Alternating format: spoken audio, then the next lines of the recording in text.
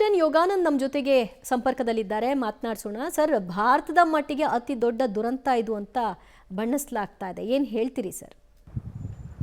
ಖಂಡಿತವಾಗಿಯೂ ಈ ಒಂದು 21ನೇ ಶತಮಾನದಲ್ಲಿ ಇಷ್ಟೆಲ್ಲ ಫೆಸಿಲಿಟೀಸ್ಗಳು ನಮಗೇನು ಸಿಗ್ತಾ ಇದ್ದಾವೆ, ಎಸ್ಪೆಷಲಿ ಟೆಕ್ನಿಕಲ್ ಅಪ್ಡೇಟ್ಸು ಬಹಳ ಕ್ರಾಂತಿಕಾರಕವಾದ ರೀತಿಯಲ್ಲಿ ಡೆವಲಪ್ ಆಗ್ತಿರ್ತಕ್ಕಂಥ ಇಂಥ ಒಂದು ಪರಿಸ್ಥಿತಿಯಲ್ಲಿ ಇವತ್ತು ಏರ್ಪೋರ್ಟ್ ಪ್ರೆಮಿಸಸ್ನಲ್ಲೇ ಏರ್ಕ್ರಾಫ್ಟ್ ಇಮಿಡಿಯೇಟ್ಲಿ ಟೇಕ್ ಆಫ್ ಆದ ತಕ್ಷಣವೇ ಏರ್ಕ್ರಾಫ್ಟು ಕ್ರ್ಯಾಶ್ ಆಗ್ತಿದೆ ಅಂದರೆ, ನಾನು ಇವತ್ತು ಮಧ್ಯಾಹ್ನದಿಂದ ಎಲ್ಲ ವಿಚಾರಗಳನ್ನು ಇಲ್ಲಿ ಅಪ್ಡೇಟ್ಸ್ಗಳನ್ನು ಇಲ್ಲಿ ಬರ್ತಿರ್ತಕ್ಕಂಥ ಇನ್ಫಾರ್ಮೇಷನ್ಗಳನ್ನು ನಾನು ನೋಡಿದಾಗ ಇವತ್ತು ನನಗೆ, ಯಾಕಂದರೆ ನಾನು ಪ್ಯಾಸೆಂಜರ್ ಫ್ಲೈಟ್ಸು ಕಮರ್ಷಿಯಲ್ ಆಗಿ ಫ್ಲೈ ಮಾಡಿದ್ದೀನಿ, ಇನ್ನು VVIP ಫ್ಲೈಟ್ಸ್ಗಳನ್ನು ಆಪ್ರೇಟ್ ಮಾಡಿದ್ದೀವಿ, ಅದರ ಜೊತೆಯಲ್ಲಿ ನಾವು ಬಿಸ್ನೆಸ್ ಫ್ಲೈಟ್ಸು ಆಪ್ರೇಟ್ ಮಾಡಿದ್ದೀವಿ.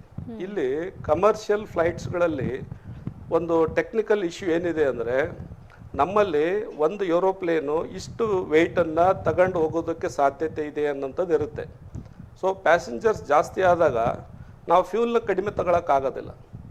ಸೊ ಒಂದು ಡಿಸ್ಟೆನ್ಸಿಗೆ ಹೋಗೋದಕ್ಕೆ ಎಷ್ಟು ಬೇಕು ಅಷ್ಟು ಫ್ಯೂಲು, ಪ್ಲಸ್ ಅದರ ಜೊತೆಯಲ್ಲಿ ಆಲ್ಟರ್ನೇಟ್ ಏರೋಡ್ರೋಮ್ ಏನಾದರೂ ಅಲ್ಲಿ ನಾವು ಲ್ಯಾಂಡ್ ಆಗ್ಲಿಕ್ಕೆ ಸಾಧ್ಯತೆ ಇಲ್ಲದಂಥ ಪರಿಸ್ಥಿತಿಯಲ್ಲಿ ಆಲ್ಟರ್ನೇಟ್ ಏರೋಡ್ರೋಮಿಗೆ ಬೇಕಾಗಿರ್ತಕ್ಕಂಥ ಫ್ಯೂಲ್ ಜೊತೆಗೆ ಎಕ್ಸ್ಟ್ರಾ ಪ್ಯಾಸೆಂಜರ್ಸ್ ಇದ್ದಾಗ ನಾವು ಮ್ಯಾಕ್ಸಿಮಮ್ ಪವರ್ ಪ್ಯಾಸೆಂಜರ್ಸ್ನು, ಬಿಕಾಸ್ ಕಮರ್ಷಿಯಲ್ ಫ್ಲೈಟ್ಸ್ ಇರೋದ್ರಿಂದ, ಕಮರ್ಷಿಯಲ್ ಪರ್ಪಸ್ಗೆ ಇಂಥ ಹಾರಾಟ ಮಾಡೋದ್ರಿಂದ ನಾವು ಆ್ಯಸ್ ಎ ಪೈಲಟ್ಸು ನಾವು ಇದನ್ನು ನಾವು ಪೇಲೋಡ್ ಅಂತ ಕೇಳ್ತೀವಿ. ಅಂದರೆ ಪ್ಯಾಸೆಂಜರ್ಸ್ ನಮಗೆ ಅವೈಲೇಬಲ್ ಇರೋದು ಅದಕ್ಕೆ ನಮಗೆ ದುಡ್ಡು ಬರುತ್ತೆ.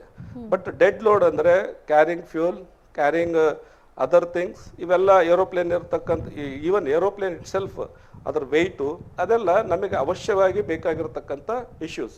ಆದರೆ ಇಲ್ಲಿ ಭಾಳ ಸೀರಿಯಸ್ ಆಗಿ ಇವತ್ತು ಮುಂದಿನ ಒಂದು ದಿನಗಳಲ್ಲಿ ಏನು ವಿಚಾರ ಮಾಡಬೇಕಾಗಿದೆ, ಒಂದು ದಿಟ್ಟವಾಗಿರ್ತಕ್ಕಂಥ ನಿರ್ಧಾರ. ಈ ಸಪೋಸ್ 100 ಜನ ಪ್ಯಾಸೆಂಜರ್ಸ್ ಫ್ಲೈಟ್ನಲ್ಲಿ ಹೋಗೋದಕ್ಕೆ ಒಂದು ಅವಕಾಶ ಇದೆ ಅಂದರೆ, ಮ್ಯಾಕ್ಸಿಮಮ್ ಫ್ಯೂಲು, ಮ್ಯಾಕ್ಸಿಮಮ್ ಪ್ಯಾಸೆಂಜರ್ಸ್ ಇದ್ದಾಗ ನಮ್ಮ ಏರ್ಕ್ರಾಫ್ಟ್ನಲ್ಲಿ ನಮಗೆ ಅವೈಲೇಬಲ್ ಇರತಕ್ಕಂಥ ಪವರು ಒಂದು ಲಿಮಿಟೆಡ್ ಆಗುತ್ತೆ. ಸಡನ್ನಾಗಿ ಇಂಥ ಒಂದು ಇನ್ಸಿಡೆಂಟ್ ಆದಾಗ ನಾವು ಸಡನ್ನಾಗಿ ಅದನ್ನು ಟರ್ನ್ ಮಾಡೋದಕ್ಕಾಗಲಿ, ಕ್ಲೈಮ್ ಮಾಡೋದಕ್ಕಾಗಲಿ, ಡಿಸೆಂಡ್ ಮಾಡೋದಕ್ಕಾಗಲಿ, ಎಸ್ಪೆಷಲಿ ಟೇಕ್ ಆಫ್ ಆಗ್ತಕ್ಕಂಥ ಇಂಥ ಸಂದರ್ಭದಲ್ಲಿ ಅವೈಲೇಬಲ್ ಇರೋದೇ ಇಲ್ಲ. ಯಾಕಂದರೆ ನಾವು ಮ್ಯಾಕ್ಸಿಮಮ್ ಪವರ್ ಯೂಸ್ ಮಾಡಿಬಿಟ್ಟಿರ್ತೀವಿ. ಪವರ್ ಅಂತೂ ನಮ್ಮ ಕೈಯಲ್ಲಿ ಇಲ್ಲ.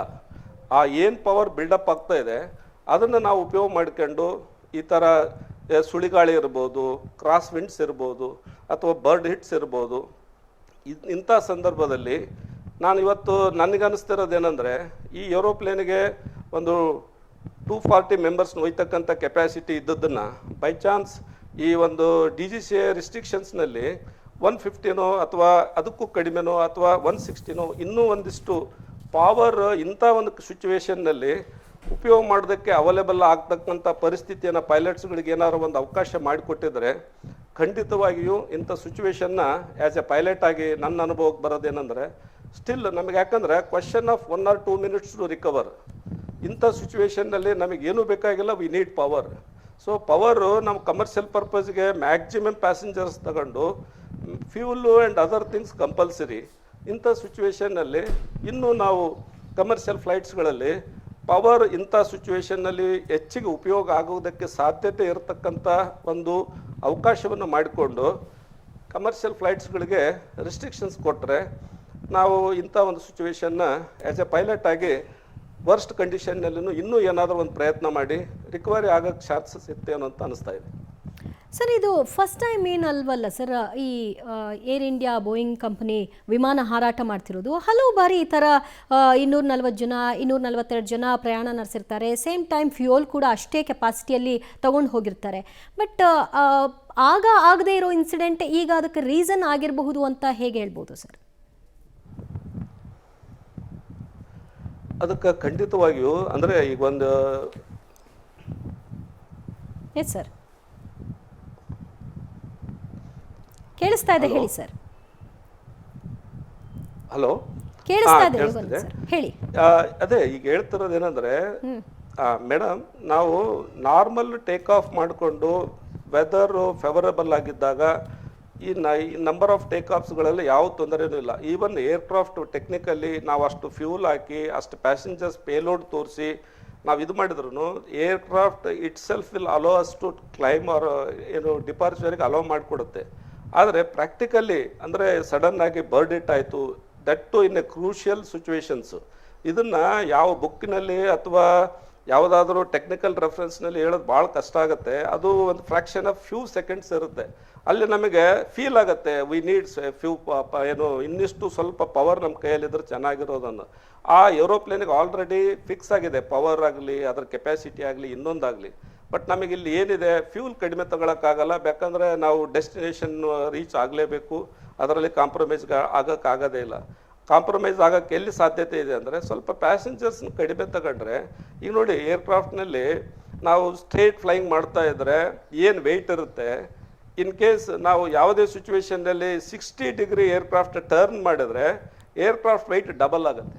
ಸೊ ಇಂಥ ಸಿಚುವೇಶನ್ನಲ್ಲಿ ಅದು ಒಂದು 10-20 ಸಾವಿರ ಹೈಟ್ನಲ್ಲಿದ್ದಾಗ ಒಂದು 100 ಫೀಟ್ 200 ಫೀಟ್ ಏನಾದರೂ ಅದು ಡಿಸೆಂಡ್ ಆಯ್ತು ಅಂದ್ರೂ ನಾವು ಗ್ರ್ಯಾಜುವಲಿ ಅದನ್ನು ಕರೆಕ್ಷನ್ ಮಾಡ್ಕೊಳ್ಬೋದು. ಆದರೆ ಇಂಥ ಸಿಚುವೇಶನ್ನಲ್ಲಿ ಸಪೋಸ್ ಏರೋಪ್ಲೇನು ಚೆನ್ನಾಗಿದೆ, ಯಾವ ಪ್ರಾಬ್ಲಮ್ಮು ಇಲ್ಲ, ಆದರೆ ಒಂದು ಚಿಕ್ಕ ಬರ್ಡಿಟ್ ಆಗಿದೆ ಅಥವಾ ಇನ್ನು ಏನಾದರೂ ಆ ಥರ ಸಿಚುವೇಶನ್ನಲ್ಲಿ ಪ್ರಾಬ್ಲಮ್ ಆಗಿದೆ, ಒಂದು ಸುಳಿಗಾಳಿನೇ ಸಡನ್ ಆಗಿ ಬಂದಿದೆ ಅಥವಾ ಒಂದು ಕ್ರಾಸ್ ವಿಂಡ್ ಬಂದಿದೆ ಅಂದಾಗ ಏನಾಗುತ್ತೆ, ನಮ್ಮ ಏರೋಪ್ಲೇನ್ ಪವರು ನಮ್ಮ ಇಂಜನ್ಸ್ ಏನು ಪವರ್ಸ್ ಕೊಟ್ಟಿದೆ ಅದು ಪವರ್ ಕೊಟ್ಟಾಗಿದೆ.